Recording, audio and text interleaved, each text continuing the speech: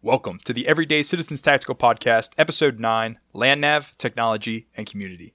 My name is Jeremy, and as always, I will be your host. Today, I am joined by Wandering Hoosier, a civilian who has brought LandNav to the forefront of a lot of people's focus recently, and a big advocate for the modern Minuteman.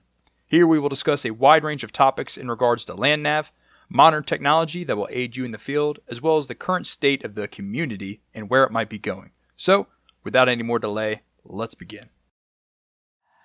Tell me turn it down and I'ma only turn up louder. Call me what you wanna, but you can't call me no coward. Strength in numbers, we the people, still the ones with power. Fighting fire with fire, time to take back what is ours. Tell me turn it down and I'ma only turn up louder. Call me what you wanna, but you can't call me no coward. Strength in numbers, we the people, still the ones with power. Fighting fire with fire, time to take back what is ours. All right, Hoosier, welcome to the podcast. Thanks for having me on, dude. It is an absolute pleasure. I think this is going to be a very good episode. Yeah, I'm pretty excited, honestly. So, everybody that is probably listening to this knows who you are, but if you want to give a little explanation about who Wandering Hoosier is, what you've done, and what you're about, go ahead. You have the floor. Basically, I'm just a dude on Instagram that talks about LandNav and a few other topics, but I'm just a normal civilian dude that goes to college and likes training, likes preparedness. Kind of a nerd in some aspects, but that's pretty much it, honestly. Nothing special at all. There you have it, guys. Wandering Hoosier is not ex-Special Forces. He's just a man. All right. Yeah, well, I'm not this that is cool. None of us are. Even the ones that are that cool, they're not that cool. Nah. That's one thing I've learned through time is nobody's as cool as you may think they are. But we've got a lot of stuff to talk about, specifically LandNav. So, what sparked your interest in LandNav? Because your whole page, it's kind of mixed in content, but it's pretty LandNav focused. Well, I talked about it it might have been last week. Somebody asked me how I got started in it, and I think it was 2018, 2017, whatever the hell it was. I got Arma 3 on my PC, and I started playing with a group of dudes, and the guy that was, like, one of my buddies that was playing, he was a 10-year vet in the National Guard, and he started, like, teaching a bunch of us, like, the basics of LandNav, and then blah, blah, blah, we play some games, we do some stuff, and then, basically, they needed somebody to call in artillery for one of the sessions that we were playing, and I was like, okay. I'll do that. That sounds cool. So they sent me some information. I looked it over, and I basically made a kind of dumbed down version for people in Arma on how to call in artillery, and then it kind of swapped over to like calling in airstrikes, because you can do both of that in Arma 3 since it's like a little simulator game. And from there, after playing Arma for like a couple of years, I started like reading just field manuals, different books, watching YouTube videos, pretty much just learning as much as I possibly could about it, and getting out into the woods, actually doing LandNav, since that's pretty important. And that's just how it got. I just learned a bunch of stuff, basically. Just learned on my own, self-taught. Asked a few guys some questions back in the day. But yeah, just basically piqued my interest. I thought it was cool. Nobody else was really doing it. They weren't like, oh, this is kind of pointless. I'm like, I mean, we are playing a game, but it could be worth it to learn. Whatever. Yeah. So I did. LandNav is definitely... Now we're here. LandNav is definitely under-focused and underutilized, I think, by a lot of people. Honestly, I don't blame them, because it is it's like definitely a boring topic. Like, you're just staring at a map, but even with the boringness, it's pretty damn important. If you can tell where you are and know where you're going and not get lost for yourself, a team, a bigger team, in all sorts of different situations, like, you're probably pretty well off. Being able to know that's pretty good, in my opinion. It's also difficult. There's two things that's difficult about it. Is one, a lot of people don't know where to get like good grid maps. Ooh, here we go. And that will obviously be something we talk about. Yeah. And then another part about it is that it's it's not that it's not applicable, but it's just not used very much. Like even guys who train often, whether you're a flat ranger or you're a basement larper, like guys don't utilize LandNav pretty much for anything. I mean, unless you're planning a really large exercise and purposefully put that into like the objectives of that training, like you're not going to use LandNav. I think we've been spoon-fed navigation through GPS for the past decade and a half. For sure. So everybody's gotten lazy. But honestly, where to get maps is probably my most asked question over the entirety of my account. So you want to dive into that a little bit? Yeah, honestly, as far as getting paper maps or printing your own paper maps, highly, highly, highly recommend you go make an account with CalTopo. 100%. Free to make. They have all sorts of different symbols and different tools you can use, different layers. Free to print, free to make, free to use, everything. It is legit. Highly recommend. For those that don't know... sorry, go ahead. The U.S. Geological Service or Survey, whatever the hell their acronym is, I think they're $16, $20. They're normally the bigger maps, like the hiking maps that people see. They're okay. My Topo is similar as the USGS, and I think their maps are $16 to $20 as well. You can get them printed on a few different types of paper. So I think they do Write in the Rain paper, actually. Oh, wow. So if you wanted to go that route, it's a little bit more expensive, but yeah. I have a few of them, actually. I keep them for like my local area, my county, and any specific spots that I'm at there a lot. I'll have one. I'll keep them in my room. Nice. And then if we're doing like smaller trips, like just like little weekend training events, I'll do smaller maps just to the AO. Then if I need anything bigger, I'm breaking a cardinal sin here, but I just have my phone or my GPS. So, for those that don't know, we just put up a YouTube video like 2 weeks ago, probably at this point, at the time this is being recorded, on how to use CalTopo and some of its features and whatnot. I utilized one of the paid accounts because I like having the higher resolution and being able to print the bigger maps. But the free method is also sufficient if you're just getting into LandNav. The only service that I really pay for mapping is with Onyx, and if you don't know what Onyx is, you need to fix that immediately. I don't know what Onyx is. Apparently, I need to fix myself. Onyx is a hunting app. They have actually, never mind. My phone. They have, where's it at? They have Onyx Hunt, Onyx Backcountry, and Onyx Off-Road. Yeah. And basically, Onyx Hunt, which is the one that I mainly use, gives you can either pay like $30 a year for your state, or $100 a year for the entirety of the United States. Oh wow! And basically, it gives you property lines. It tells you who owns the property.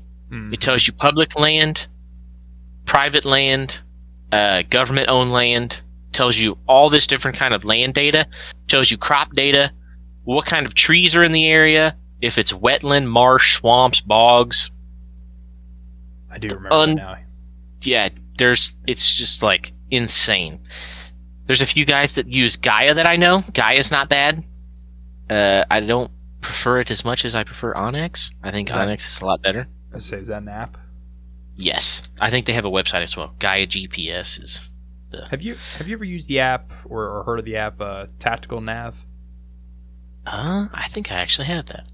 Yeah, they're another one that has a free and then also like a paid version.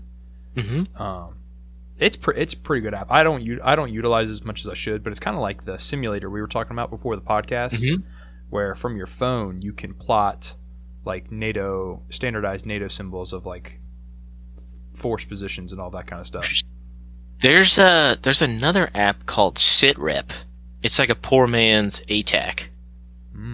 And you can do that same thing with NATO symbols and all that, but you can do, I think there's a paid fee for where you can run it like ATAC for like Blue 4 tracking. It's not as in-depth as ATAC, but like if you're on a budget and you're stupid and you don't want to figure out how to program all the things to make ATAC work, which I do not blame you at all, it could be worth it to you. I'm not sure still how much only for Android? They just came out with iTac. Really? It's not very good. Oh. So I think they just updated it to where it can be used with an Android-based free TAC server. I'm not sure the technological fucking that is beyond my stuff understanding. for it. Yeah, another buddy set it up for us, so I'm thankful to him. But yeah, it's got some. I mean, it's cool. It's great. Mhm. It's really nice for like planning and mapping stuff and getting like sending data packages out to everybody so they know what the hell's going on. As far as physical maps go that you like to keep on your person or in your pack or whatever it has be, do you have a preferred like paper size that you like 11 by 18s, the classic 8.5 by 11s? Like, what do you like?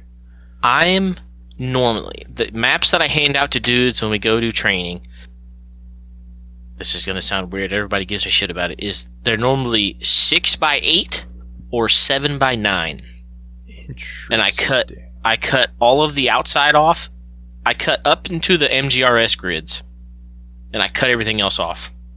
And I give all of the very specific data that I need, like the declination, north, specific points of interest. I'll mark, and then I'll write what those are on the back. But that I don't like handing out, and I don't like keeping a massive map on me at all. I think it's kind of a hassle. Massive maps are kind of a pain in the butt. Mm-hmm. And I like having big, like the 36 by 48s that I print from like Staples. Those are awesome, but they are a pain to lug around if you're trying to. If you look at my Instagram, you should be able to see some of the small ones that I have. They're, I mean, obviously you're missing out on a massive part of the place of where you're going, but at the same time, we're never more than like in an area that's 10 miles by 10 miles, if that. Like, we're not in a very big area. So, you really, I mean, you could, I'm not going to say don't have a big map, but I like the little cut 6 by 8, 7 by 9 size maps. Just enough info. Again, if you need more data, get on your phone and get a GP, or get on your phone, or you have your GPS. I mean, you should have pace plan for both of those things. If you're, whatever happens. But yeah, I'm a fan of the small map. It just much more handy. The only reason I hate using the smaller maps is because if I am trying to cover more area and I've got to make my grid size bigger, it makes, obviously everything else smaller on the map, and then I feel like if I'm just in a tiny area, then all my dots are right on top of each other, and I'm like, I will say, I think that I'm kind of lucky in the aspect, because most of the time the area that we train at is very flat, so I'll just use satellite imagery and do 1 by 50,000, and it's pretty good. You get decent enough detail. It's relatively flat, so I mean, there's ways around that if you know what you're doing. Obviously, you can't terrain associate, but if you can get bearings of roads and just terrain associate with roads in a way. Obviously, it's not a very good definition of how you'd look at it, but that's basically how you do it. It's not too bad. No. I guess with that, you talk about terrain features and whatnot. That kind of comes into our next kind of little talking point we've got here is, the importance of LandNav and kind of its relation to planning or your tactical planning. What are your thoughts and opinions on that? Just a general scope. I'm not going to say I'm some expert planner by any means. I help a little bit when we do our trips. I'm normally just whoever's running the trip sends me the grid data, and I will plot that, and I'll write it down, and then come up with some routes. But as far as planning in an aspect, let's just talk about it in a LandNav aspect. If you can give primary, secondary, and tertiary routes, main points, rally points, patrol bases, all that extra nonsense. If you're able to give guys at least a simple location of where that is, just like a 8-digit grid, and you can do that pretty quick. That, and how do I say this? I've never really talked about this.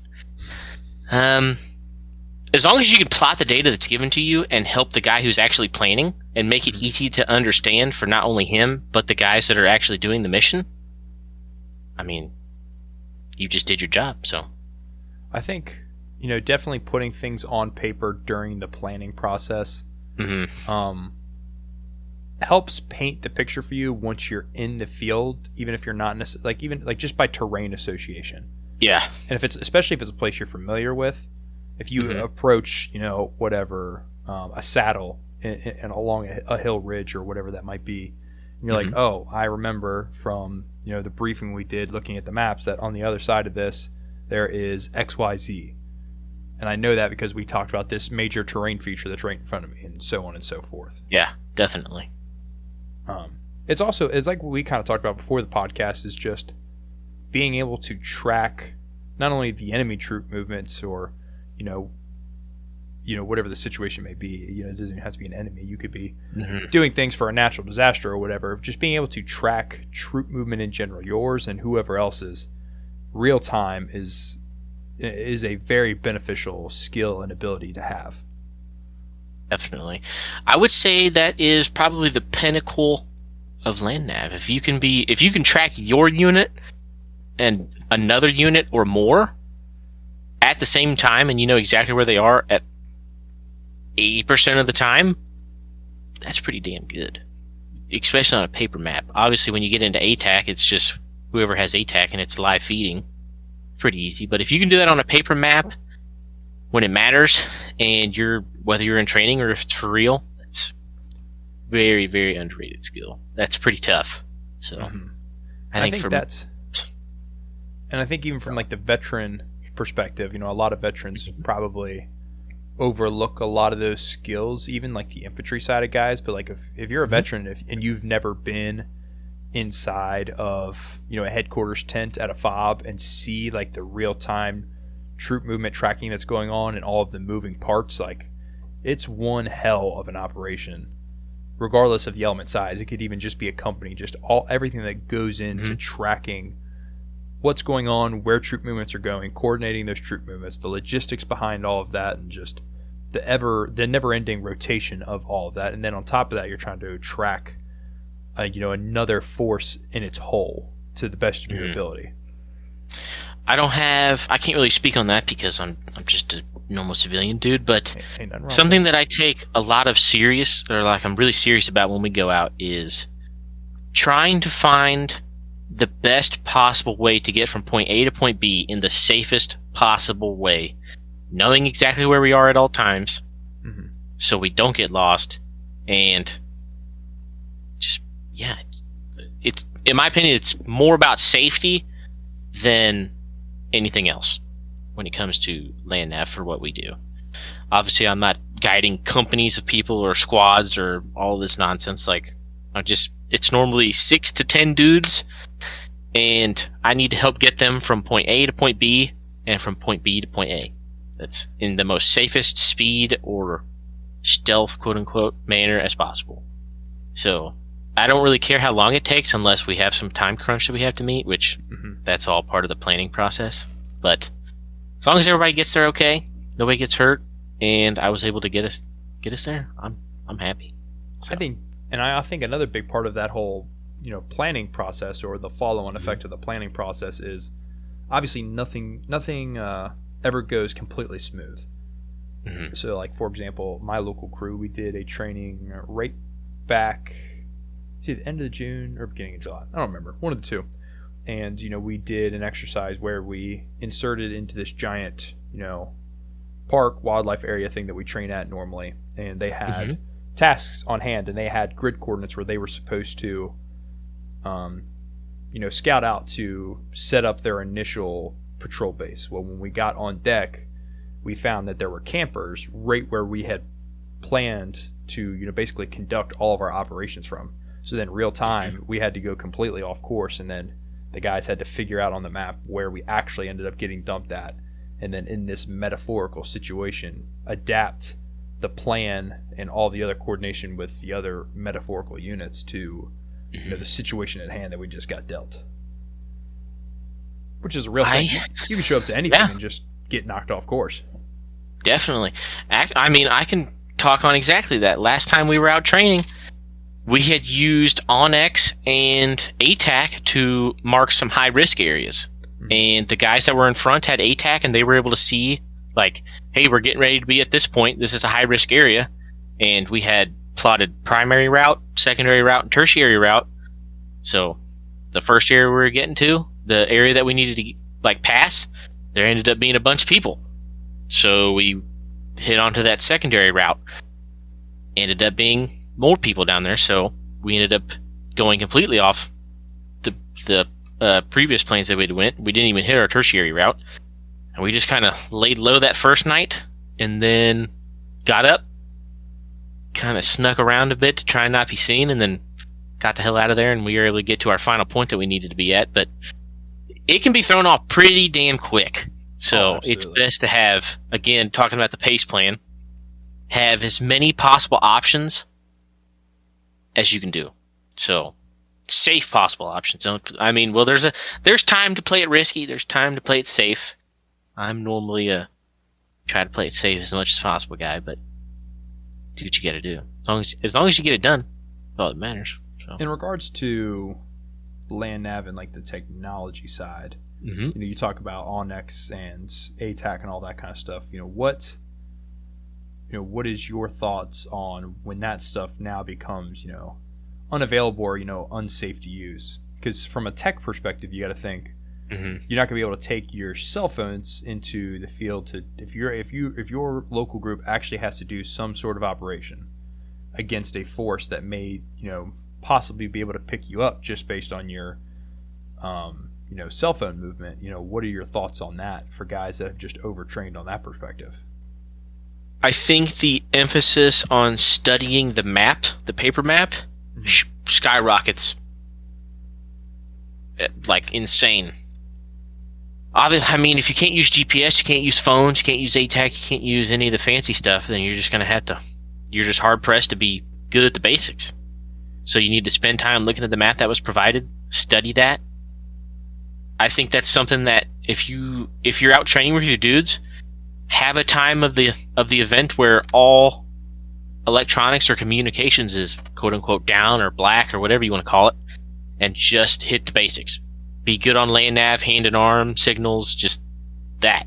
And then, there's definitely a time to practice with the GPS and the ATAC and Onyx and all these different doodads and different things. But if you're really solid at using a map, that is invaluable because it doesn't run out of batteries. If you get it laminated or waterproof, it won't get destroyed in the rain. If you tie it down, it's not going to get lost. You will always have it on you if you take the correct precautions. But if you can't read the map or you don't know any techniques on how to get from point A to point B, then you're kind of shit out of luck regardless. So that's why you practice it. And I definitely understand it being boring because it is absolutely a boring thing to research and look into and read about. But if you're the only guy that can read a map out of 10 dudes, you just save those 10 dudes' asses. So, and it's that simple. And it also goes home to drive the point that, yeah, we may have GPS and all that kind of stuff now, but you should have maps now. You don't get maps later, you get maps now. True. Take the time. A while back when I first got into it, I went on there, I went to My Topo. I got my map of my 5-mile radius of my home. I got in there, I wrote down where my house was, and then I put little pinpoints on everybody I know's houses. That was like friends and guys who train and all this. Tried to get quickest routes to their house without using main roads or highways or interstates and things like that. Have, again, pace plans, secondary or primary, secondary, tertiary routes, blah, blah, blah, blah, blah. But if you can do that, that's really starts to build your confidence working with a map because you're sitting there staring at it. As long as it's like doing homework. The more you do your homework, the more you study, the better you're going to do on your test. The more you study that map, the more you work with maps. When the time comes and you're the dude and you have to get all these dudes back, you're going to be able to do it. So, and that's another good thing. Point you talked about there was the whole roads and highways type thing. Is depending on the situation at hand, just traveling highways may not be a good option or may not be an option at all. Highways are dangerous areas in the grand scheme of when we talk about conflict. Not that LandNav is all related to conflict, but just from the general conversation perspective, highways are just death zones. Yeah. Depending on who you're fighting. Here, I have a question for you. What's up? When was the last time you or someone you knew used a road atlas instead of just typing in a brand new address into your phone? It's been a long time. Oh, and I'm not gonna lie, I do the same thing. I haven't looked at a road atlas in a long time, but there's a bunch of people that don't even have that option. They just rely solely on their phone or the GPS in their car. Mm-hmm. What happens if you have some sort of electrical problem in your car and it goes out, or your phone's dead, or what have you? I don't know. If you can look at a road atlas and tell exactly where you need to go, that is pretty huge as well. In my opinion, that's a much harder skill than navigating on foot. Navigating in a car that's moving at however many 30 to 50 miles an hour in any number of environments is pretty difficult. And you should, and as just a good general practice, you should know how to get home from your common places of travel more than one way. Absolutely, 100%. Especially being able to avoid the highways. If your primary travel is, highway from home to work every day, you need to know how to get to work or get home from work not using the highway, or not using a specific portion of the highway to avoid traffic and getting off the road, and all of everything that goes along with that. Absolutely. I think that's actually something that a little mounted LandNav is. I'm working on something that's coming up this month on that. Ooh, so there you go. I'm pretty excited. You guys got a sneak peek. Yeah, a little bit of training that's coming up. I made a post about my plate carrier setup for the training today, actually, but you did. It was a good one. It's going to be pretty heavy on the mounted LandNav. I'm pretty excited. It's funny. First time I've ever really tried it. Somebody beat me to the comment about being satisfied with the plate with your gear setup now or whatever. I'm never satisfied with any of my gear, and it just drives me nuts. Every time I think I have something set up exactly how I like it, somebody will be like, "Hey, have you thought about this?" And I'm like, "No, damn it, I didn't think about that, but that's a good idea." It is a never-ending process with any piece of kit, be it rifle, pistol, belt, chest rig, plate carrier, ruck, vehicle. It's never-ending. I think I can never come to a conclusion on how many rifle mags I want to carry. Oh, dude. This is just on my kit and not my bag. Oh, I can never, because sometimes I'm like, you know what? You need 10 mags on your person. And then other days I think, like, you're not in the Marine Corps anymore. Like 5 or 6 is fine. And then there'll be another day where I'm like, well, what if you need 14 mags? Like I'm a damn IAR gunner still. One of my favorite comments I ever got was right at the very tip top of the 3 mags wasn't enough. It was like maybe a month or 2 after that blew up. I had posted a picture of my chest rig, my Plat Attack Peacekeeper, and it holds, just base configuration holds 6 mags. And somebody just said 6 mags isn't enough. And I was just like, how did we just go from 3 mags isn't enough to 6 plus 1 not being enough? But be known to them, that rig can hold 19 rifle mags. So I couldn't believe it. This was in like such a short period of time, and that was probably one of the biggest blowups I remember in the community. Was people just freaking out that, I think sometimes 3 mags is enough, but sometimes 3 mags could be enough. Sometimes 1 mag could be enough. It all just depends. As with everything, the dreaded MET-TC comes to bite you in the ass. I'm in a never-ending battle with myself of being like, just the mindset of being like, civilians, 5 to 6 mags on a light load is plenty. You're supposed to be in and out, short conflict. And there's other parts of me where I'm like, why is everyone not built like a rifleman in Baghdad? And it's just like constantly back and forth with those two things. This is where I think I posted this a while ago on Instagram, because I feel like it's just now starting to get somewhat more pushed for being together, but I wish more civilians and more service members would shut the fuck up and just come together and push their experience towards each other and help each other. It's never gonna happen. I know, and it really makes me sad because there's so much info that both sides have and that both sides could share, but there's just so many dickheads that just ruin it for everybody. Did you watch Lucas's video he recently put out about that, about infighting and all that kind of stuff? I may have skipped it. I don't know. I tried to stay out of all of it, but he just generally put up a video about how, you know, people not infighting or not bickering from time to time is just like an unobtainable goal. Like, that's just going to happen. I agree. Definitely agree. I definitely think there are times where we argue about stuff to an extent that is unreasonable. All of the time? Most of the time. Yeah. There's just... You know, the other big part about this is, we're kind of like skipping ahead, but that's okay.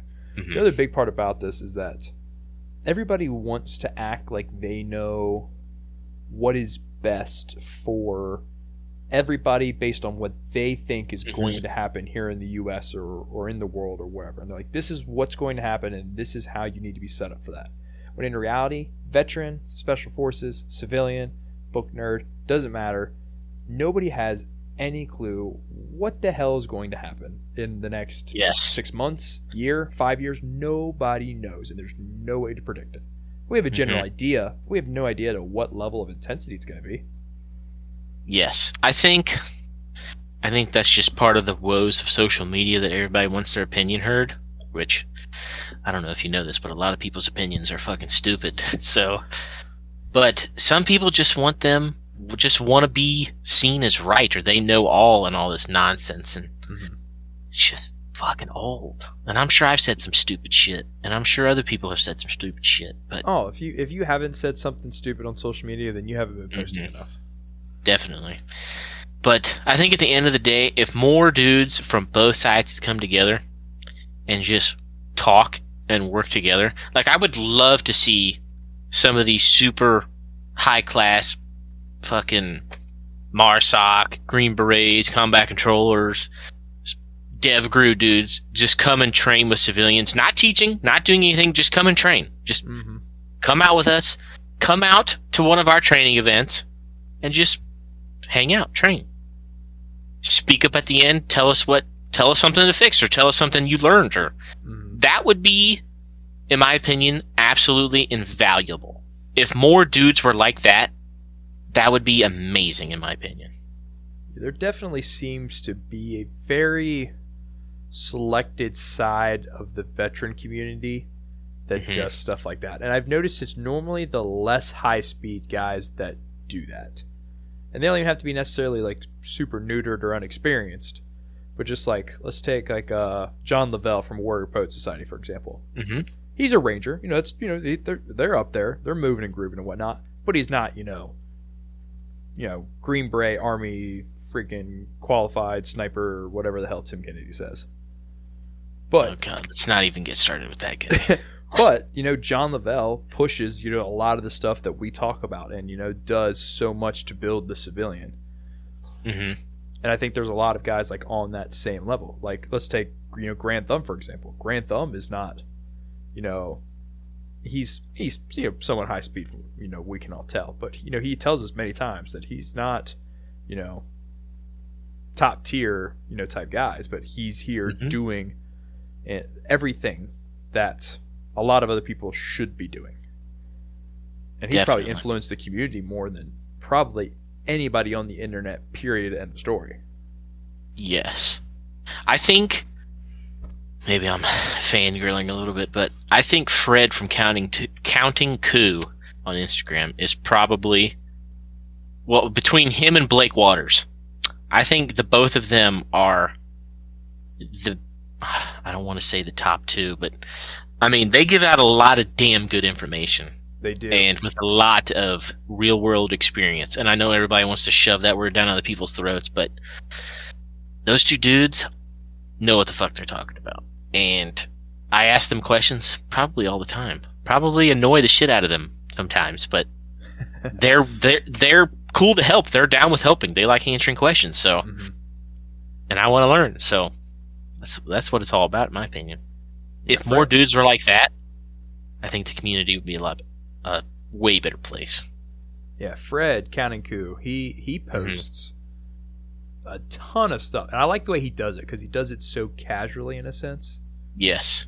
I think it makes everybody kind of like open up to listening to it more. Because if you get on there and you just professionally rant for 6 minutes on an Instagram video, not everybody's going to want to listen. But if you kind of take it lighthearted in a sense, like he does, you're much more likely to gain. I think this is slightly off topic, but something that I thought is funny. So I don't know if you saw, but I was able to add a Mossberg Shockwave to my plate carrier, and I just did it for shits and giggles. And a while back, Fred actually posted a picture of how he did it when he was active duty. I messaged him. I was like, "Hey, I've been wanting to do this for a while. How did you like? Do you have any tips? Obviously, you just did the video, but is there any more tips that you have?" And he gave me some. Took me a couple weeks to get everything. I talked to another Green Beret buddy, and he showed me some pictures of his setup. I went and did it, and I tagged him. He was like, "Dude, this thing's badass." I was like, Hell yeah. "I know." It's cool. And then I get a whole bunch of DMs like, "Why do you need that?" I'm like, "Cause I wanted it. Because I want it. That's mine. Yeah. It's the only reason. I mean, yeah. I mean, I'm not shooting anybody's doors off, but I can, and it's cool. So, this is a little bit more off topic, but similar. Even if you don't like that I have that, and I want to learn it, I should be able to. Sure, absolutely. And if nobody wants to teach it to me, then I'll just figure it out on my own. And I think that's something that a lot of dudes lack. Absolutely. Is if somebody won't teach them, they won't seek the knowledge. They won't, even if it's completely done themselves. Because obviously there's a lot of intricacies, how you say that word, I'm stupid, about using a shotgun breaching a door. It seems pretty basic, like straight to the point, but it's really not. And if nobody's going to give me the information, then by God, I'm going to figure it out on my own. So either you help, or I'm leaving you in the dust. There's no in between. I think that's another problem is that people like that with that mindset where it's like if I can't learn this, I'm going to figure it out on my own. If nobody's going to teach it to me, I'm going to figure it out. I feel like too many people bash people for that mindset. Like if you come onto Instagram and you're like, "This is what I'm doing right now, XYZ," and someone's like, "Why would you do that this way? Blah blah blah. You're dumb." And it's like, well, nobody taught me otherwise to do it. I had to figure it out. Like, what do you mean? Like, why? What is the purpose of that? Why put people down like that? Exactly. And rather than help them, they just talk shit on them. They don't. I mean, it's stupid.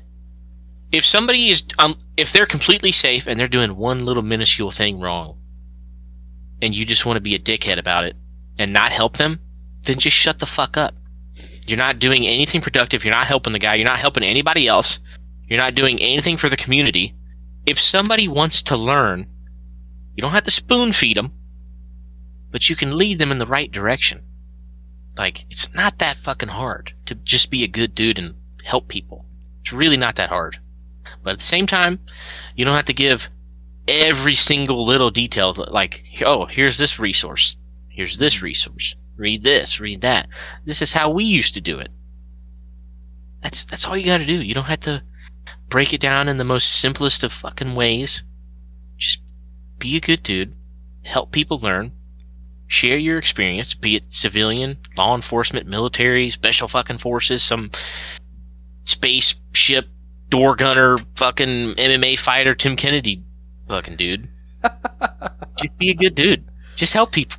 Not that hard, man. I get questions about LandNav literally every day. And I've got to help dudes that were going through selection, dudes that were going through Ranger School, dudes that were going through RASP. I've got to help some MARSOC dudes before, which was very cool. Like, I've helped all these people of all these different backgrounds, and I'm literally just a dude from Indiana that got into LandNav from Arma. I'm not some hard charger, door-kicking 240 gunner. I'm just a dude from Indiana that picked up a boring hobby, and now I don't even know how many Instagram followers that. I think you're up to like 70,000 or something crazy. Dude, it sure as fuck feels like that. I think I'm at like 13 something. But I'm gonna go look. It's just weird, man. My rocker. Yeah, I think 70,000 may be a bit high. I might be thinking of somebody else. Probably. Let's see here. I think my respectable 13,000 plus is cool. You're at 13,000. Who am I thinking about? Who's got damn 70,000? I was like, how do they have that many? That could be Lucas, maybe. Oh, No, Lucas probably has way more than that. Yeah, Lucas got way more than that. Let's see here. I'm not sure. I'm just the dude. Did Basically, Coniferous get the boot?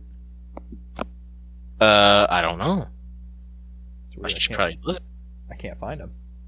So I was thinking maybe no, he changed his name on there to Local Man. He's just lower than I was. He's at 13.4, I believe, 13.5 something. I don't remember who I was thinking about that had that made it. I was like, how the hell did they get up that high? That's crazy. I think about that all the time too. I always get guys that are like, why did you learn LandNav? How did you learn this? Blah blah blah blah blah. And I'm like, dude, I just was playing a video game and I wanted to do these things in the video game and I needed to learn how to read a map and read terrain. And I just so happened to make an Instagram page because I thought, even if it wasn't for anybody else, I could just write it out for me. Mm-hmm. And I have 13,000 followers now, and I'm honestly not sure how or why, but I love helping people. It's cool. I obviously don't always talk about LandNav, as there's only a really finite amount of LandNav you can really talk about. I have lost 6 accounts, and I am tired of getting deleted. I don't doubt it, dude. Oh, actually, talking about this just popped up in my head. What's up? If you're to a point in LandNav, I know this is the most random thing to talk about, but if you are really like balls deep in the LandNav, mm-hmm. and you were like, I don't know how to get better, in my opinion, I think the best way to get better at LandNav is to practice route planning. Absolutely. Be it urban, rural, or mixed. And that does not mean just draw a line from point A to point B. Yes. Use techniques, contouring. There's so many different I just posted one a few weeks ago called Aiming Off that I learned about from reading a book about Vietnam. And I was just like, damn, I'd never even heard of that, but that's fucking easy. That's cool. I'll make a post about it. But there's just... if you could teach a monkey how to write down a fucking 10-digit grid, you could... it's easy. Like, it's relatively an easy thing to learn. There's just a few things that make it somewhat difficult. If you can... proceed. Sorry, I was going to say, it really is an easy topic to learn. If you can plot points and then figure out your azimuths, there's really nothing you can't do in LandNav. Absolutely. I think when I first started, the biggest thing that threw me off was declination. But once I figured that out, I was just like, okay, yeah, this shit is very easy. But if you can get... proceed again. Nope, go ahead. Just back to the route planning. If you just take a map and you put a point at the top of a mountain and a parking lot, find 5 ways to get there from the parking lot to the top of the mountain. Find 5 ways. Safe, maybe do like number 1 being the easiest, number 5 being the most difficult as far as safety. If you can do that over and over, I think that helps more than anything else, especially in the planning process. Like, as we talked about, the first time I ever went to train with Coniferous, we were in Kentucky, and I had never done any hiking or anything in Kentucky. Dude, I was fat as shit then, and I was dying. We got some haulers out here. Dude, we can talk about that after this. Okay. It was an experience. But we had to get from this parking area all the way down to across this well, not a river, but more, it was like a creek. It was a fast moving creek. And the whole time I didn't want to annoy him with, hey, we should do this, but I was just like, hey, here's an idea. Obviously, I've never trained with you guys, but I want everybody to stay safe and not die. So here's an option. Let's do this route. And he was like, okay. And then I was like, okay, cool. And then, I was just like, this is the most relatively flat. I know some guys are carrying a decent bit of gear. I have no idea the fitness level of these people. They have no idea of the fitness level of me. And there's a lot of different things to take into account. But if you just make it safe, flat, and relatively not dangerous, you're good. Flat but if is you a have hard fat thing to people come with by in you, Kentucky. then you're fucked. So, actually, we could talk about that now. When I first went to training with them, I was 230 pounds, and I was 280 pounds in kit. And when we got there, I was like, these are small mountains. They're just really big hills. And I was just like, oh, this shit is going to suck. I'm in shape for Indiana, not Kentucky. These are two vastly different things. I was not expecting that. And the whole time I was fucking dying. But that was like my first experience doing like Minuteman training, like the whole like putting it all together, like soldiering is the I think operator on Instagram says. That was the first time I've ever done anything like that, and I was like, damn, I gotta lose weight, boys. This shit was not good. I made the whole time without handing off my pack, which is kind of my goal. I didn't want to hand anything off, but I also didn't want to be a burden. So that was my goal, and immediately the weekend after that trip, I think it was October 4th until February 4th, or February 2nd, I lost 60 pounds. Whew. Yes, that was my goal, was to lose 60 pounds just to be able to do it again, and I want to do it way faster. So if we ever go back to Kentucky, and I hope to God we do, I want to kick that spot's ass just to make sure I can. That's my goal. I hope we go back there at some point. Yeah, I'm 225 pounds right now. God help you. You're also probably a lot taller than I am. How tall are you? I am 5'9", 185 right now. I'm 5'9" and a half and 225. God help you, son. But when you were 225, were you fat, or were you like probably like squatting 500 pounds? We can talk about that later.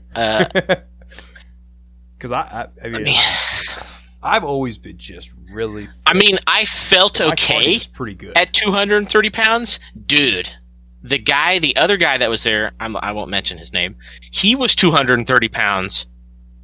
And that dude was flying up these fucking hills like it was nothing. And he was carrying the heaviest pack.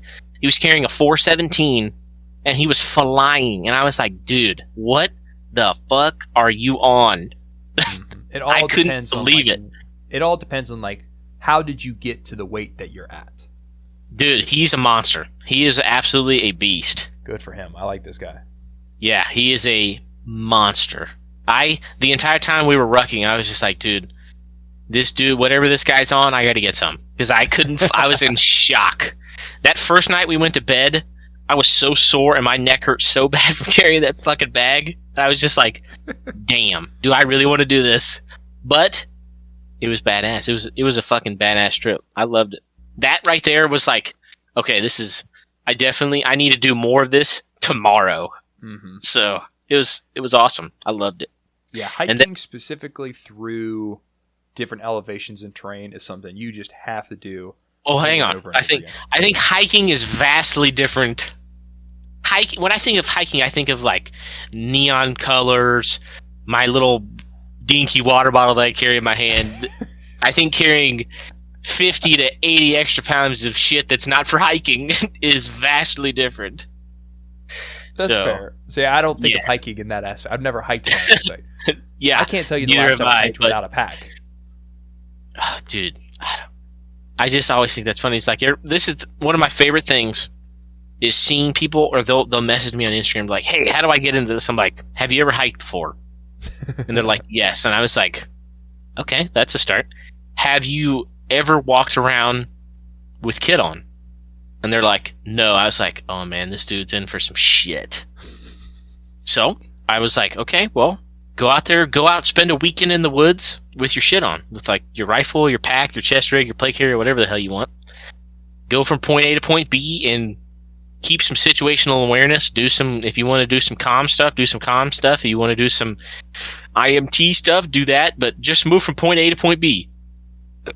They'll come back to me the next day or after the weekend. They'll be like, dude, that sucked. I'm like, yeah, It's not fucking easy. So, and I think that's back to the civilian versus the service member thing. Mhm. Like, those motherfuckers, they know. Like, I'm not walking around all the fucking time with 80 pounds on my back, but these motherfuckers over here, they do that a lot. So that's something that I can, hey, do you have any tips and tricks on this? And I work with fucking radios all the time. And they were like, hey, how do I work this radio that's not a military radio? I'm like, okay, I can help you. I can do that. And that's all it is. Help each other back and forth. He may have a skill that translates. I may have a skill that translates.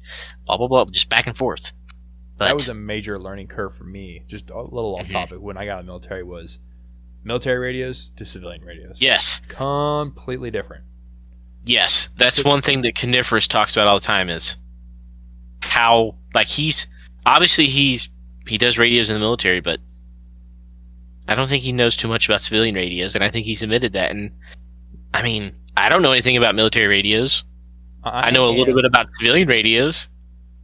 I am diving into the whole civilian world of comms right now with comms and logistics. He's been helping me a ton. Dude, that guy is a fucking good dude. He's a good guy. He's a great, yes. Absolutely phenomenal human being. Yes. I ask him fucking questions all the time. He's probably been on we've called each other for probably 10 or 12 hours at a time so far with him trying to help me set up my group's new comms. Yeah, he's a great guy. What you got? What radios you got? We moved towards the XTS 5000s. Oh, very nice. I got a 2500 that is very nice. See, and we talked about that, whether we wanted to go 2500 or 5000. Mm-hmm. And we're doing 5000s as the standard, but if guys are looking for something smaller or looking for something cheaper, we're like, all right, 2500s is fine. Like for me, I got the 5000, but I'll probably get a 2500 just to keep in my vehicle or something like that. Yeah, or to keep in my pack that I take with me all the time. I've been thinking about grabbing a second 2500 just so I can run dual comms because I'm a fucking nerd. Or do I spend the extra money and get a 5000 and just be the more expensive dual comms? Mm-hmm. Which that in itself is a whole different fucking ball game. The big ball game changer is HF. I'm not that cool yet. That's beyond my pay grade. That is a realm that I am lost. We're actually doing. I'm getting ready to buy a directional antenna for my Motorola to play with. Nice. Yeah, I'm pretty stoked about it. I've never messed with one before, but I'm hoping to get some use out of it this next trip. I've got 47 projects I'm working on right now. Dude, story of my life. Comms, books, Instagram, setting up kit, taking apart kit, fixing rifles. It's just fucking. I have no time for school. I have no time for anything else. I recorded the first episode of the Modern Minuteman series that we're doing on YouTube today. It's all about the unit structures and the chain of commands. Mm-hmm. So I think, let's see if I remember, we covered fire team size element, the squad size element, platoon size element, and company size element. And I did it in two. Everybody's getting a sneak peek. The video is probably already out by the time this drops, but I did kind of talked about it in two methods of this is what they teach you conventional side, and then this is how you can implement it on the Minuteman side. Mm-hmm. So yep. Definitely just busy as hell all the time, nonstop. Dude, definitely a never-ending thing. Hell, in a few weeks I got to start packing for the trip. I got way more stuff I got to pack than normal, especially comm stuff. Yeah, that's another thing I'm trying to think about is how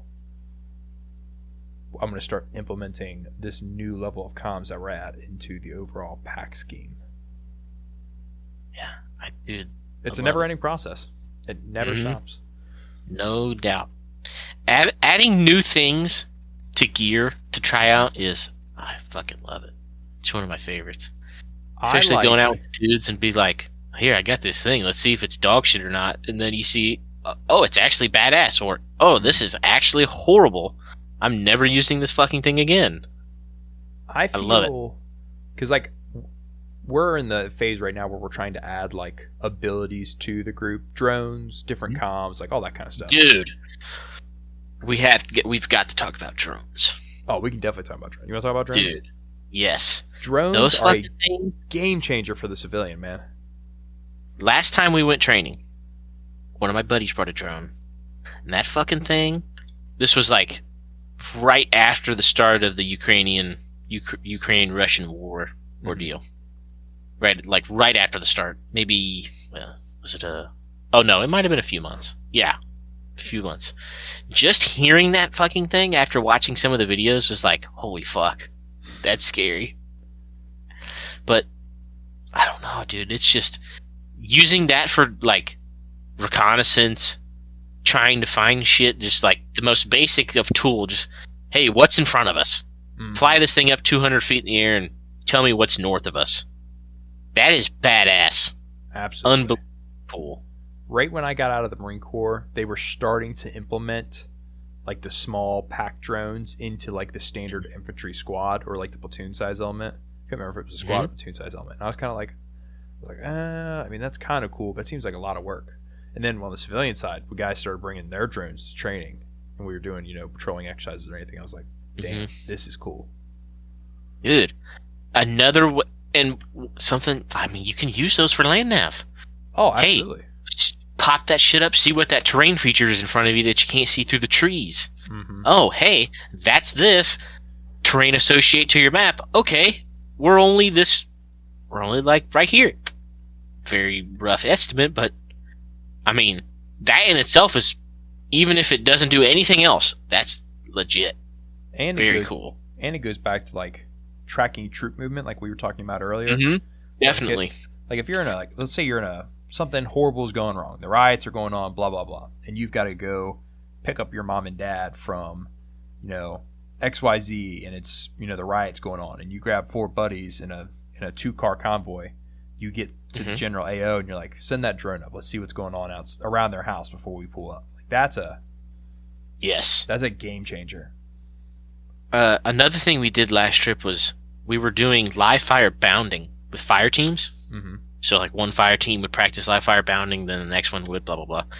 One of the guys sent his drone up, and I was like, dude, that is incredible. Just seeing like the progression. I kept having double feeds when we were doing it too. So, and you could see how it was like the time it took me to clear that malfunction, how it was slowing the momentum of forward progress with the bounding. I was like, dude, that was invaluable to me. Just that little bit of info, like how much I was holding up the team from like bounding, moving forward. I was like, holy fuck, I got to get better. It like, as soon as I got home, I swapped some stuff on my rifle, and I was like, okay, I had to practice double feeds because I cannot have that happen. I cannot stop that forward progress. Drones have definitely changed the scope of the battlefield. 100%. And one, they're fairly inexpensive. As long as you know, you can get them. You can get them on eBay for like $200 refurbished. Like it's like if you don't have one, or if like your little group doesn't have one, like you are way fucking behind. You're wrong. Fix yourself. Yes. Man, they're being used heavily in the Middle East right now. They're being used heavily in the Ukraine-Russia conflict. Hell, if you want to see how useful they are, go watch some clips from Ukraine versus Russia. They will set you straight. Especially like just the lethality of them. That little tiny thing, especially if you got a small one and it can only carry like a hand grenade. And I mean, even the small ones, like they're a little bit loud, but if you just get it perfectly right and you find out, like, if you have guys test how high up in the air can I be before they hear it, that's some good info. Obviously, I'm not condoning you drop grenades on anybody, but and we're canceled. Yeah, you should look into that though. That's cool. That is cool. There's definitely a lot of things that. I mean, we even if you're not dropping, this is somewhat of a tangent. Not dropping hand grenades, but imagine if you needed to like get the fuck out of Dodge and you needed to drop some smoke grenades or something, or some CS grenades like they did in Nam. I don't know. Could be useful, could not be useful. I have no idea. I've never done it. The possibilities are really endless. Yeah. You could just drop a fucking bucket of rocks on dudes.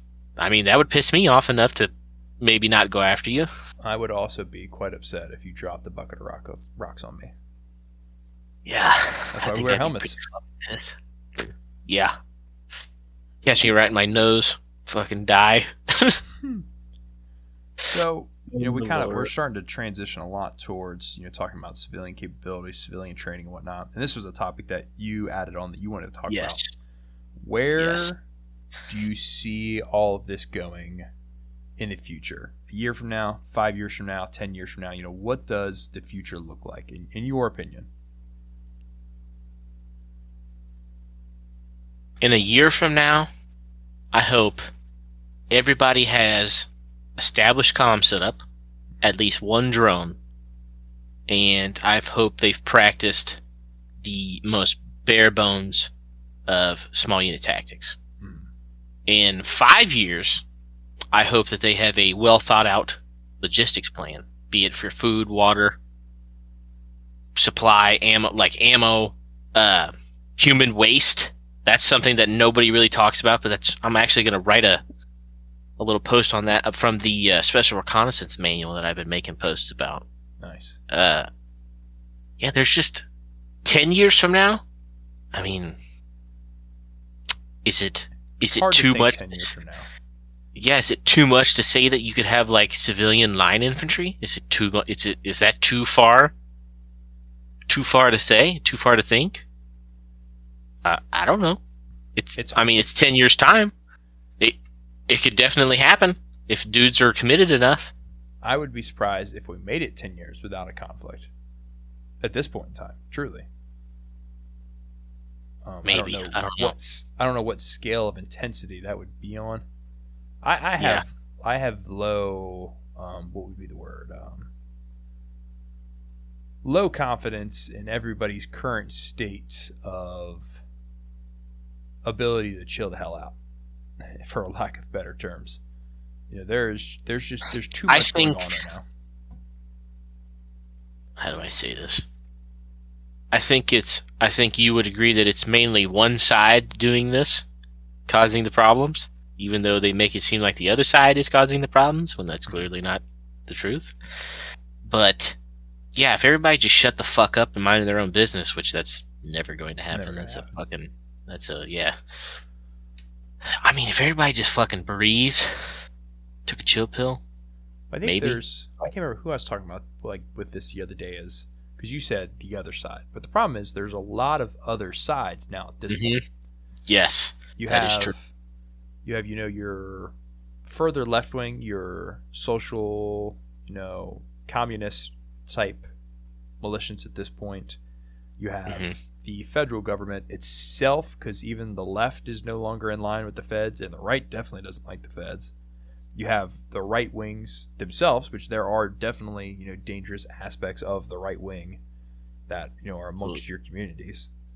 Then you got people that are just here in the center. You've got people that are somewhat right wing that are more chill minded, just want to be left alone. I mean, there's so many different dynamics to all of it at this point in time, and maybe those all start to merge together to form two distinct sides in the future. But right now, there's three distinct sides. You have very far left, you have the right, and I would say probably the general everyday person at this point kind of fits into that same category.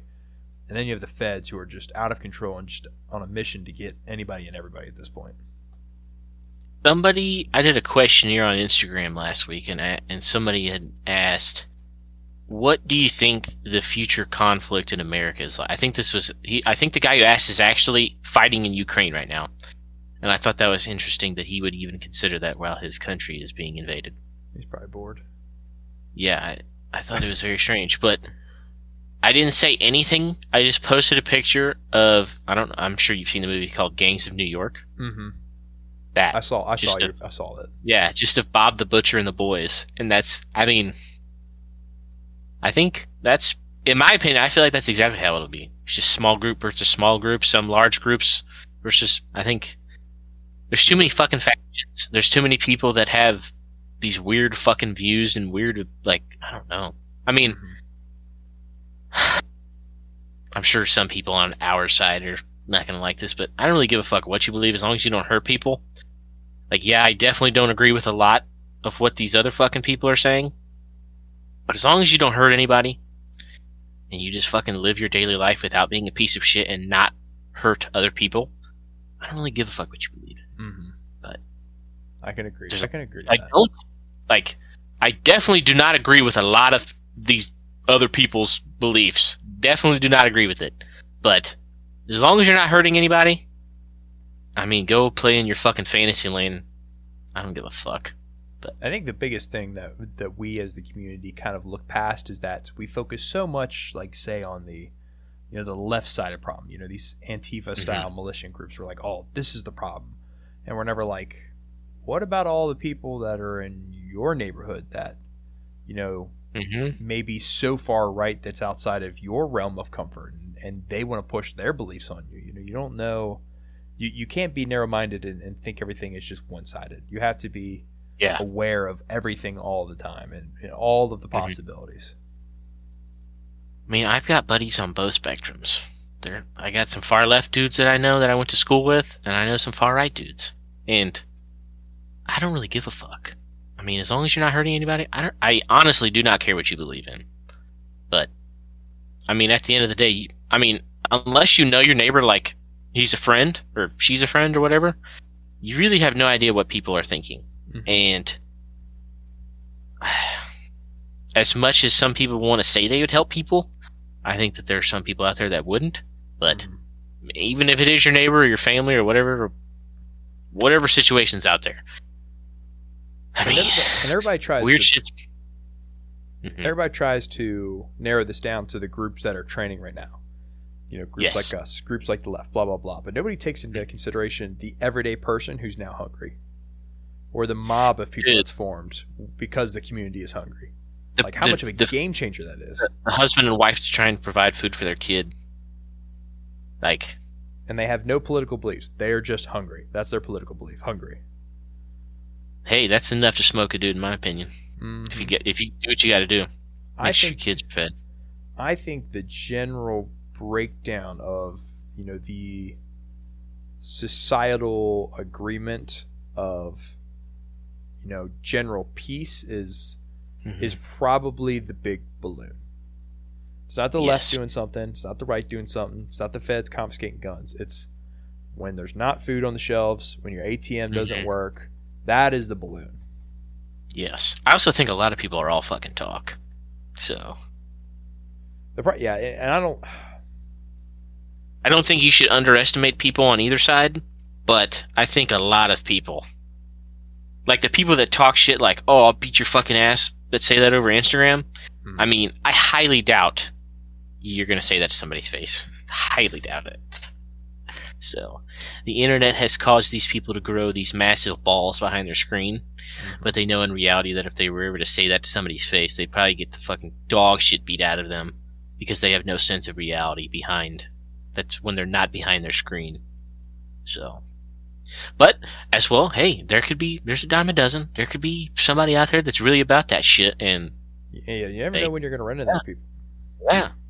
Have you seen the newest video of the ATF going to that guy's house to collect the solvent traps? A small bit of it, but I see a bunch of people talking about it. I haven't watched the whole thing. That's another. This is not me inciting violence to any extent, guys. But like, that is another one of those like ticking time bomb type things. Like, how many times do those guys have to go to somebody's house before someone's like, well, Yeah. tally ho, lads. You talk about a dime a dozen. You're eventually going to find a dime a dozen if that becomes more frequent. Yes. There's some crazy motherfuckers out there on both sides. So, I mean, if you fuck with them enough, I mean, many such cases, dude, where they fucked around with them enough that they got. So, but as much as some people don't want to believe it, as much as some people do want to believe it, yada yada yada. What doesn't matter is everybody has a limit. Everybody's limit is different, but everybody has a limit. Absolutely.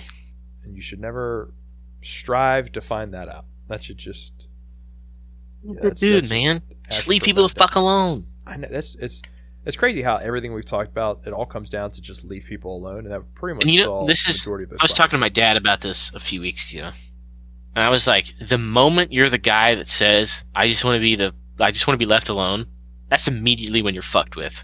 Immediately, bad shit starts happening. Like, people just constantly fuck with you. As soon as those words leave your mouth, shit has started.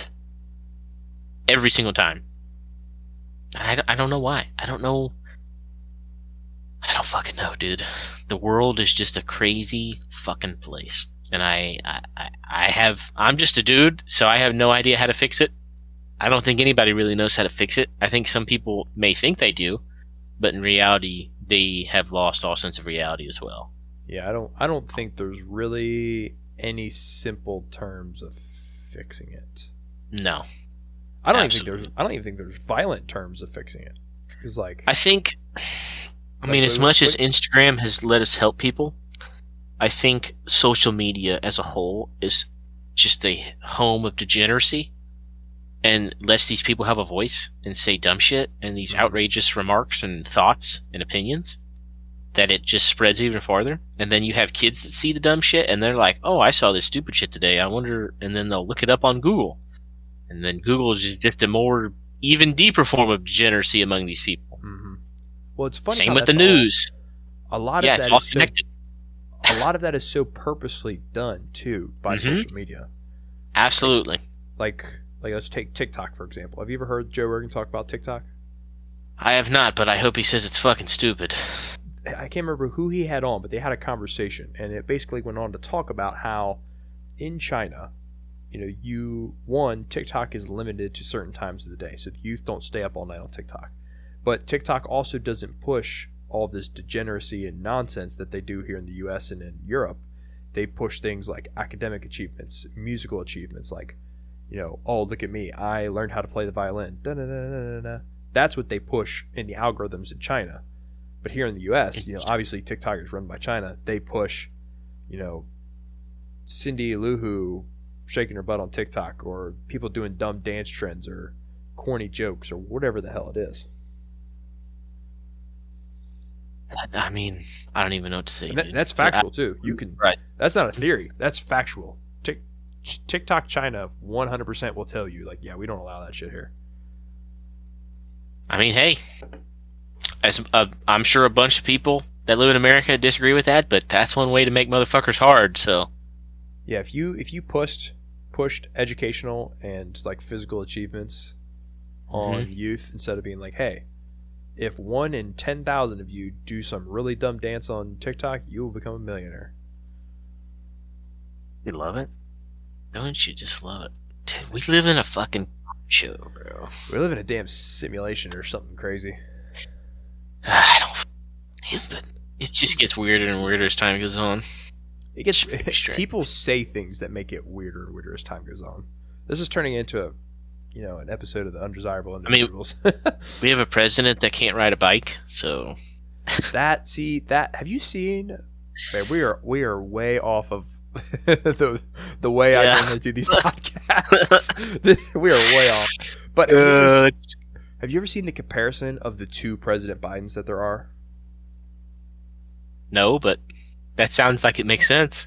So like it was right after like he fell off the bike and he was doing a bunch of press conferences and whatnot.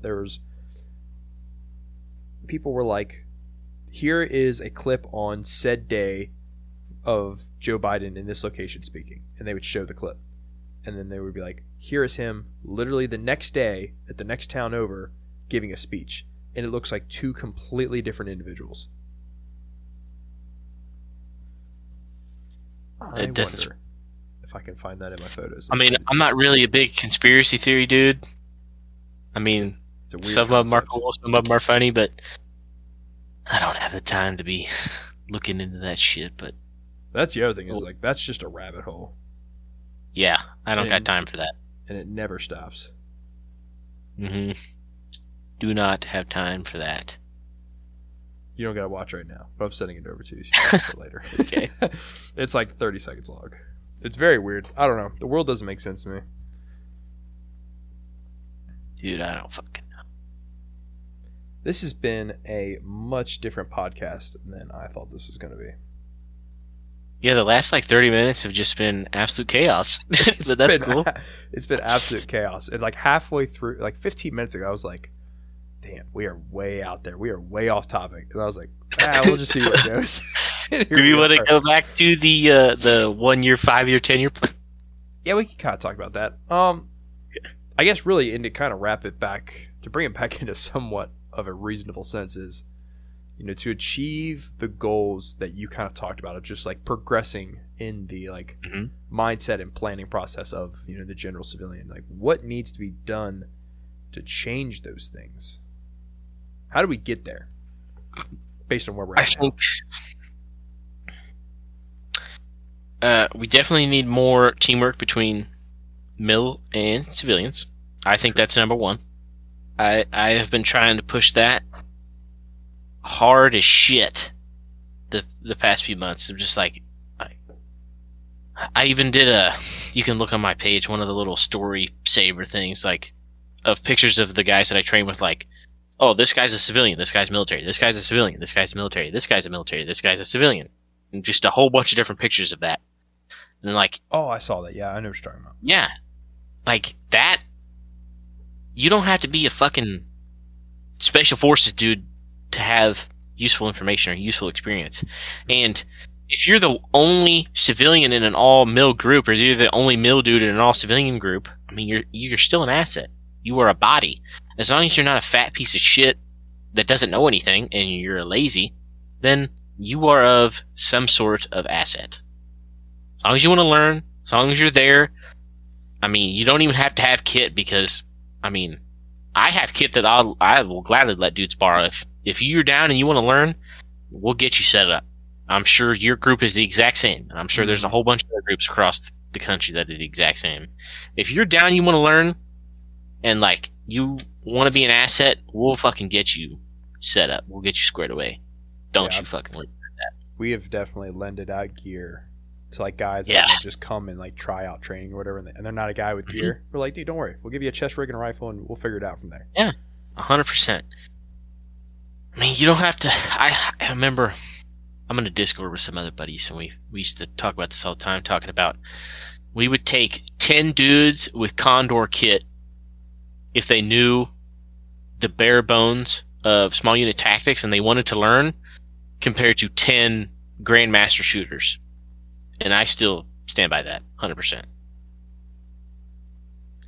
If you have the most bare-boned kit and you want to learn, compared to some cocky dude that only wants to shoot on the flat range and nothing else, like, you are of no use to me.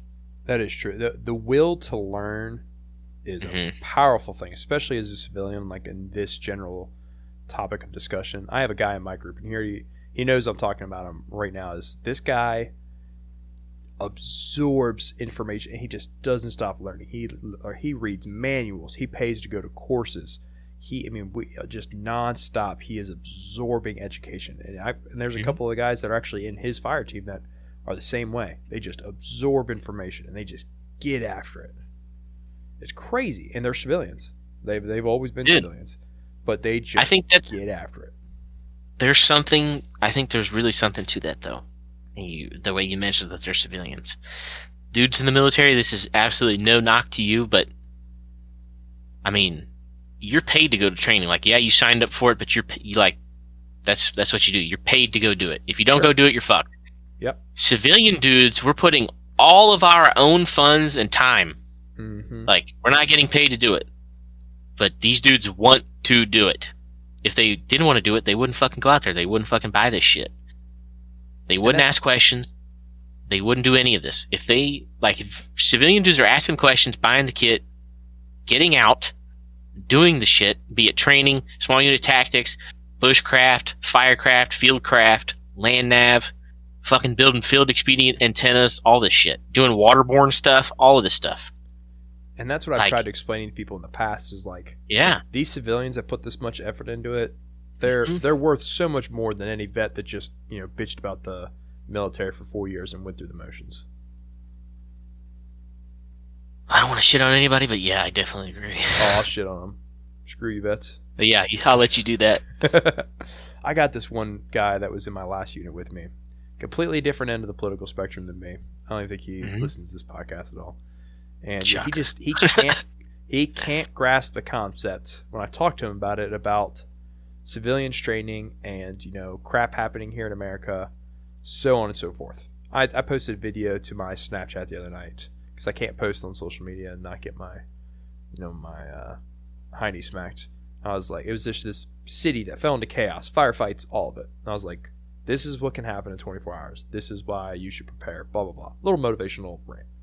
And he's like, he responded to me, he's like, yeah, because that'll totally happen here. I'm like, and I sent him a photo of a cop car on fire behind a building that was on fire in LA during the 2020 riots. And I was like, yes, it can. He's like, whatever helps you sleep, man. I'm like, how do you not process that information? Like, how do you just let it go in one ear and out the other? It just that whole concept doesn't make sense to me. I don't know, dude. Just don't know. If anything, the riots of 2020, regardless of your political opinion, should show you that everything can fall apart very fast. Whether you're talking about the COVID lockdowns or you're talking about the BLM riots, is that I like to say that humans are only good at two things: killing each other and making babies. Because those are the two things we've done the longest. That's at the most bare bones view. We kill each other, we make babies. That is it. If we're masters at anything, it is those two things. You're not wrong. So we definitely do those two things very well. Yep. And I think if you're pressed into a corner and you got to do what you got to do, probably going to do it. Or you have these other people that they have this mob mentality, and if they're with a bunch of other questionable people, they're going to do some stupid shit. And again, they're probably going to do what they think they need to do, and you should do what you think you need to do. So if you got to smoke some fools, I'm not condoning violence, but you should probably smoke some fools. You should be prepared to smoke fools. Yes, absolutely, 110%. Can't tell you when or where. But if that's not a conversation you've had with yourself. Nope. You need to have that conversation with yourself. Yes. People be crazy, man. People do be crazy. Here, let me see. Let me look at my notes. Is there any other big things you want to talk about here? I'm kind of at the end of the list on my end. I think we've hit the 1 year, 5 year, 10 year thing. I think that's something people should have in the back of their heads currently, how they want to progress forward. And then obviously, like, you still have your current training, figure out what you need to do now, figure out what you need to do next. Like, I always do projects of priority on the notes in my phone. Like, things I need to do immediately, things that I can do like next month or next week, and then things that I need to buy or learn within the next year. Another thing that people, I think, you need to focus more on, and it kind of relates to that long-term plan that you're kind of talking about, is that we're going to talk about it in the Modern Minuteman series on the YouTube channel, is that you need to plan for how you're going to implement, train, adapt to an influx of people, in a sense. So if the world goes to shit and your group that's been training, rises up in your little couple county cluster, and you're like, hey, we will be, the blah blah blah, we're going to be the good guys that come to the rescue or whatever. You need to be prepared for an influx of people to eventually, kind of flock to that concept. Because it's hard to recruit right now. People are like, oh, well, I've got the job, and I've got the thing I do on Thursday nights, and blah blah blah blah. But like, when people have no other choice, what are you going to do when 100 people come to you and they're like, hey, we want to help? Where do you start? What do you do? You better have a fucking skill. That's all I gotta say. Don't be useless. Yeah, you gotta have a plan on how you're gonna implement those people. What are you gonna train them on? Do they, like what you said, do they have a skill? Oh, this just came to the top of my head. I can't remember who. It was somebody on Instagram. I can't remember who said it first, but I fucking love this. Not everybody is a gunfighter. Nope. And I talked about that. You do not have to be the fucking dude with the gun. That's not the only thing that you need. That's not the only thing that's useful. If you can cook for 50 people, that's a skill. If you can build houses, that's a skill. If you know plumbing, amazing. If you know electricity, amazing. If you're a doctor, if you're a nurse, or if you're a vet tech, or you're a vet, skills. If you're a fucking, I don't even know what, machinist, massive skill. If you're, I mean, if it's 2022 and you don't have something that you can teach a 5-year-old to be somewhat proficient, like in terms of like, you are good enough at explaining that you can teach a 5-year-old, you probably should figure something else out. You should probably pick it to learn.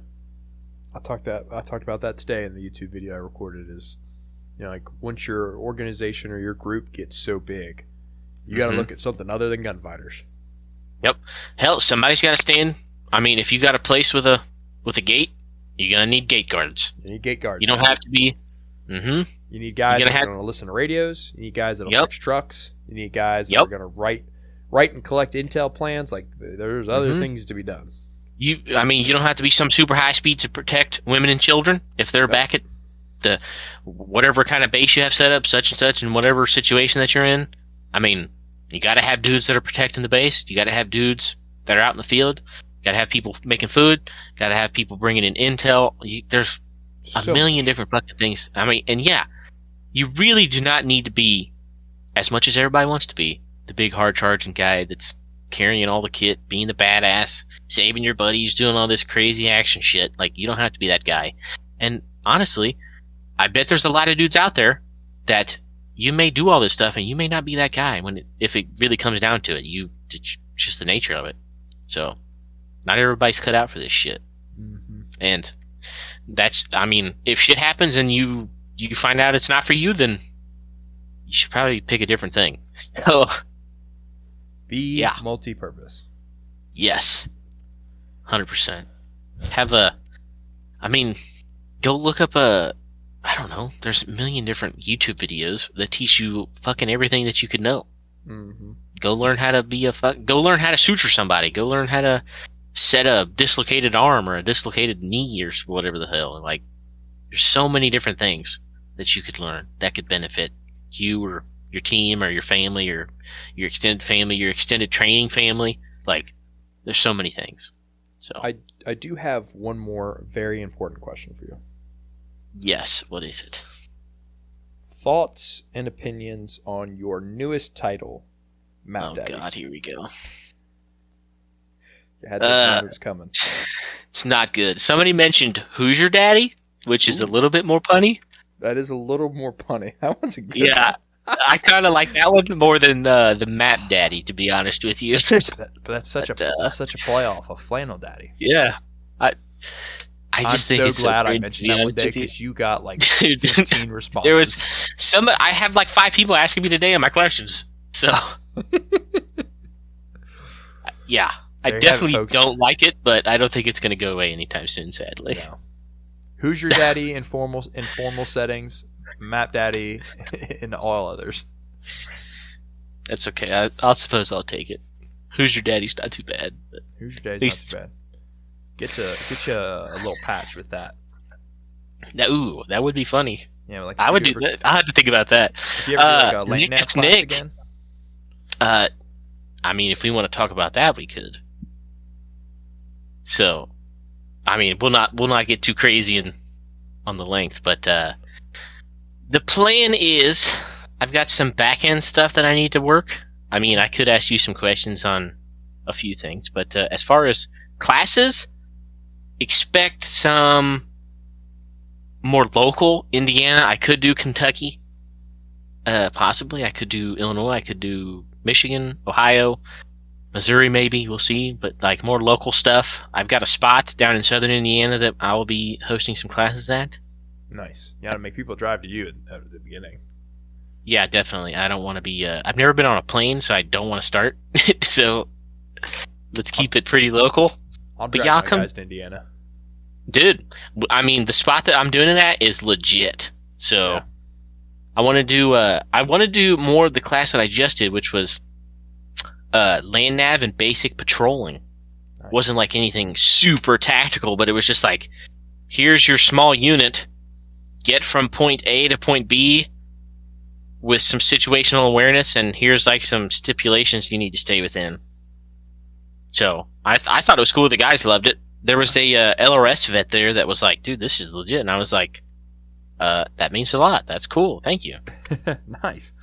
Yeah, it was badass. So, yeah, I definitely, I mean, I don't want to be the guy that like charges for LandNav, but I mean, I think LandNav is one of those things that's probably a bit easier to maybe learn in a classroom setting, quote unquote. Yeah. Like if you have somebody there teaching you. For sure. But yeah, I mean, I would have other dudes come out.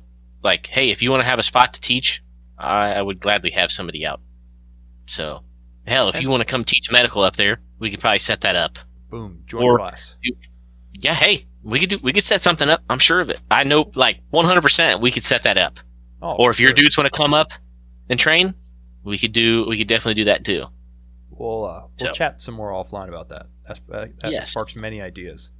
Yes, it would be very cool. So many things to come, folks. Yeah, a lot of stuff. We just finished another medical class this past Sunday. I'm looking to probably expand a little bit into Indiana and Ohio as far as just like training opportunities for other people, because it's hard to hold classes only in your local area so many times, because only so many people are willing to make X amount of drive.